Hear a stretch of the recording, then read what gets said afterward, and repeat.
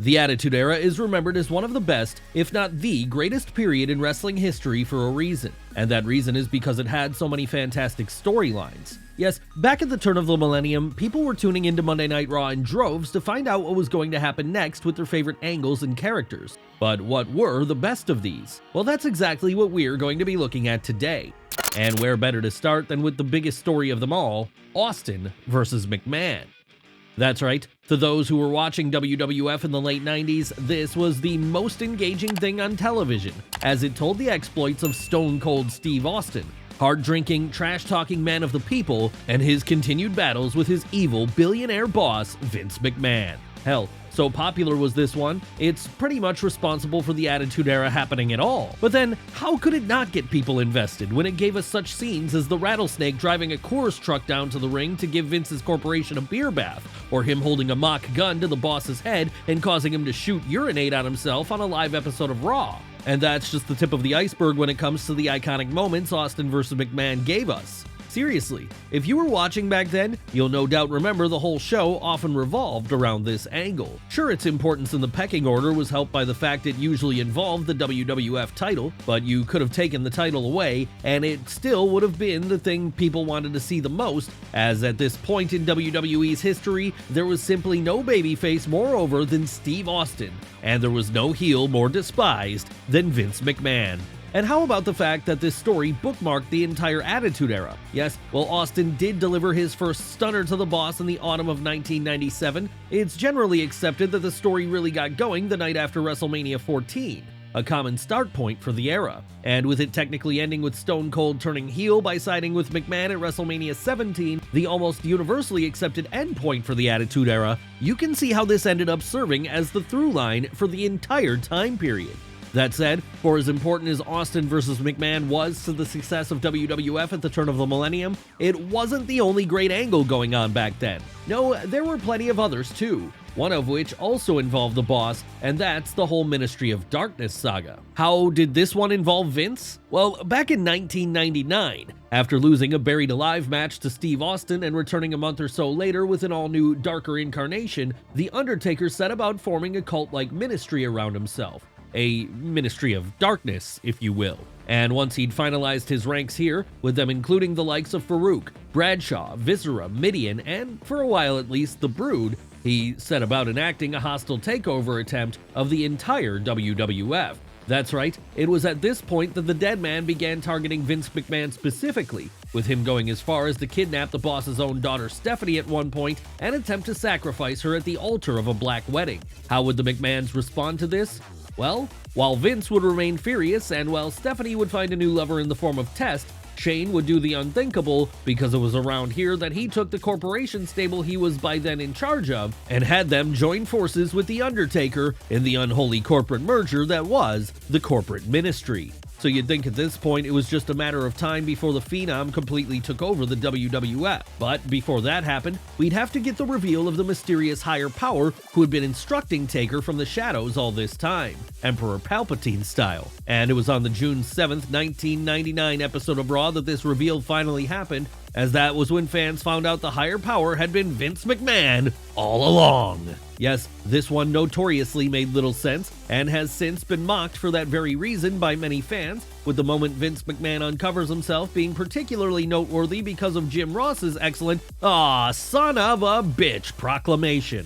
That said, it still remains an iconic storyline nonetheless. Hell, the sheer strangeness of the reveal might even have made it more iconic than it would have been had the ending been different. And it's not like this was the only iconic storyline The Undertaker was involved in during the Attitude Era either, because both before and after the Ministry of Darkness, we had the ongoing tale of the Brothers of Destruction. Who were the Brothers of Destruction? Well, they were The Undertaker and his brother Kane, the latter of whom was someone who up until 1997 had been considered lost forever after dying in a fire as a child. But in true telenovela style, towards the end of that year he reappeared to cost the Phenom his first ever Hell in a Cell match, and at this point, with him blaming his older sibling for starting that fire, a feud for the ages broke out between the two.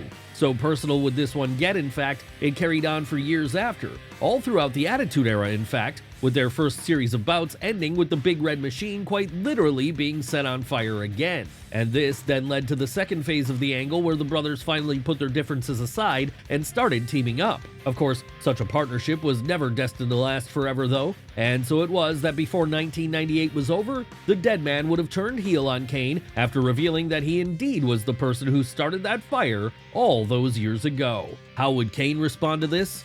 Well, by going off on a side quest for a while, which involved him partnering up with and eventually being betrayed by X-Pac. But once that was over, it was right back to his older brother, as before the Attitude Era was done, the two would mend fences again and reunite once more as a tag team, this time on the babyface side of the alignment chart. That's right, back at the turn of the millennium, you'd be hard-pressed to find a saga with so many twists and turns in it than you'd have found in the story of The Undertaker and Kane. And that's why it still stands tall today as one of the great angles of the Attitude Era. But what of another great tale of betrayal that was running concurrently to this? Well, that one is our next subject as it happens, the story of The Rock and Farouk. Yes, while it may not outright top many people's lists when it comes to great Attitude Era angles, this one is easily one of the best if you go back and look at it today. And part of the reason it was so great was because it gave us The Rock as we know him today, an uber cocky heel who knew he was better than everyone else and wasn't afraid to show it. So how did this one get started then? Well, back in 1997, after an initial run with WWF which was mired by fans rejecting him for being too cookie-cutter of babyface, Rocky Maivia decided to shake things up by turning heel and joining Farouk's Nation of Domination. Of course, over that time though, the man, now going by the name of The Rock, proved to be such a charismatic force of nature, it was impossible for fans not to enjoy seeing him more than they enjoyed seeing the leader of that stable. And Farouk recognized this too, which was exactly why, over time, you could see him growing more and more frustrated at his underling. And as that was going on, we could also see The Rock's influence continuing to swell, to the point it became clear he was going to attempt to usurp the throne before long. How would that happen in the end? Well, on the March 30th, 1998 episode of Raw, the night after WrestleMania 14, Rocky, who was by this point the Intercontinental Champion, finally struck when he kicked Farouk out of his own group and proclaimed himself to be the new leader of the Nation of Domination. And with the other members appearing to be okay with this move, it meant there was no one to challenge his leadership going forward. Sure, Farouk would try to fight back, but now that he was on his own, these attempts proved futile as he simply wasn't able to overcome the power of the Nation on his own.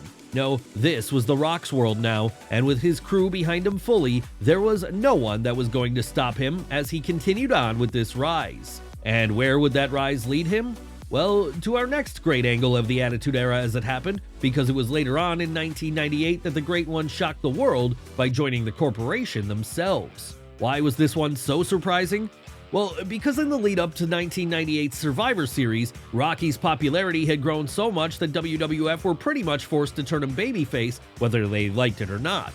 And so with him heading into that show at such a high level of popularity that he was actually beginning to approach Steve Austin, it seemed unthinkable Vince McMahon would mess with this winning formula. But mess with it he would, because in the one-night Deadly Games tournament that was being held here to crown a new WWF champion after that belt had been vacated 2 months prior, both The Rock and Austin started the night off strong, only for this to change when the Rattlesnake was screwed in the semifinals, leaving fans with only one hope left to walk out the night as babyface champion. What no one saw coming, however, was that, in what probably still stands today as Vince Russo's finest hour, by the time the main event pitting the People's Champion and Mankind was over, it would indeed be the former who was the winner, though in order to win, he'd have turned heel and joined the very corporation he claimed to hate so much. Yes, it was the swerve to end all swerves, and it immediately set up Rocky as the corporate champion going forward. Was this an incredibly risky move? Sure.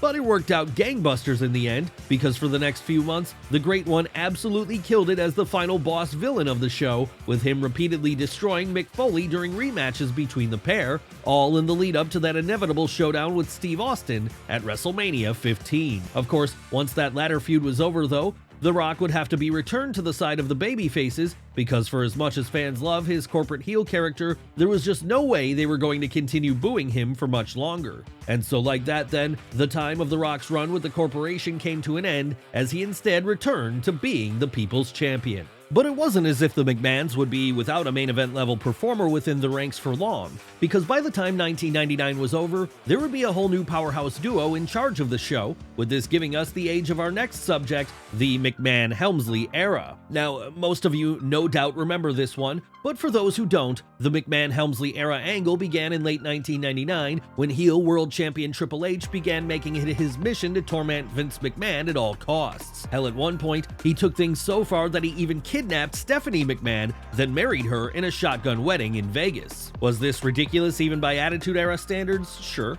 but it was entertaining nonetheless. And it was about to get even more entertaining because at Armageddon on December 12th of that year, after going to war with the boss himself in a brutal street fight, Triple H would reveal that Stephanie had been on his side all along.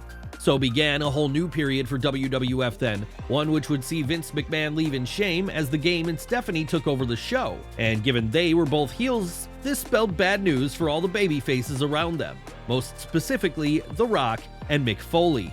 It didn't matter how much they fought back, the fact was all the power lay in the hands of the McMahon-Helmsley regime, and so that meant the world title was almost always around the Cerebral Assassin's waist here. And even when it wasn't, he and his wife were still the focus of the show as they threw their weight around and continued to dominate the proceedings all the way up until Vince McMahon returned in the spring that was. Or at least it looked like things were going to change here. But once Vince revealed he was joining the McMahon-Helmsley regime at WrestleMania 16, it only strengthened their power that much more, with it taking a new on-screen commissioner in the form of Mick Foley to ultimately provide any sense of checks and balances for the heel stable and their decision-making. But by this point, it made all the sense in the world that Foley would be the man in that position, as earlier on in 2000, he and the Game had gone through a feud for the ages with one another, one which actually serves as our next subject, believe it or not. Yes, it's time to talk about Triple H versus Mick Foley. What a great feud this was. And it all began in late 1999 when, after being one of the few people who dared to challenge the McMahon-Helmsley regime,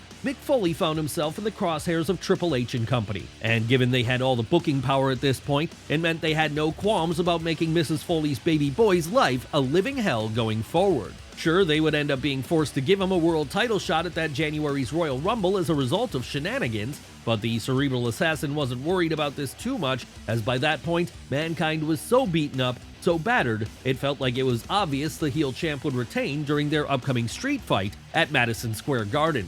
One thing the Game hadn't counted on, however, was that Foley still had an ace up his sleeve in the form of the most hardcore of hardcore legends. That's right, after memorably transforming into Cactus Jack on the January 13th, 2000 episode of SmackDown, Foley forced Triple H to confront the mistake he'd made, as now he was no longer fighting a happy-go-lucky guy.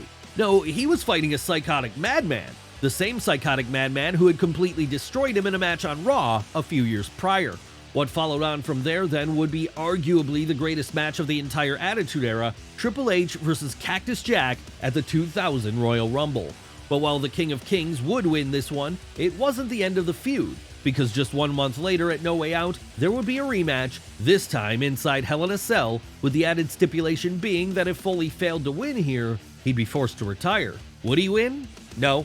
Sadly, this would mark the end of his full-time in-ring career because after a wild cell bout, it was the incoming champ who was still standing tall. Sure, Foley would return for one night at WrestleMania 16 in order to get the Mania main event he'd never gotten the chance to have before, but while this did briefly see the two rivals lock horns once more, by then the real heights of the story between them were already in the past. One story which was only just getting started that night, however, was our next one, as it was at WrestleMania 16 that we got the first in a series of era-defining tag team bouts pitting the Hardy Boys against not only the Dudley Boys, but also Edge and Christian. Yes, even the most casual of fans from back at the turn of the millennium will remember this one all too well, as it gave us 3 of the most spectacular wrestling matches ever seen at that point in time, the first of which came during the Triangle Ladder match at the aforementioned Mania 16. Why was this so spectacular? Well, because it involved all 6 men doing things no one had done before, at least not on such a big stage, as using ladders in every different way imaginable, they were able to put on a stunt show no one could take their eyes off of. Needless to say then, given the fan response to this one, it wasn't long before WWF began making plans to run it back, and the location they eventually chose to do this at would be August 2000's SummerSlam. This time, however, there would be an added twist, as it wouldn't just be a ladder match. No, additional weapons were added to the mix to make it a tables, ladders, and chairs match. Why tables, ladders, and chairs? Well, because each of these weapons represented one of the three teams involved, with tables being the specialty of the Dudleys, ladders being the forte of the Hardys, and chairs being what everyone associated with Edge and Christian. So when all this was combined into one bout then, it created something so special that it's still being talked about today. A bout which took years off of each man's career, but skyrocketed them towards superstardom in exchange for that. And that still wasn't the end of it either, because after TLC 1 ended with Edge and Christian getting the win, WWF realized that there was still more juice left to squeeze from the whole thing, with this being why a third and final showdown between the three teams was set for WrestleMania 17, a show still widely regarded to this day as the greatest wrestling pay-per-view of all time.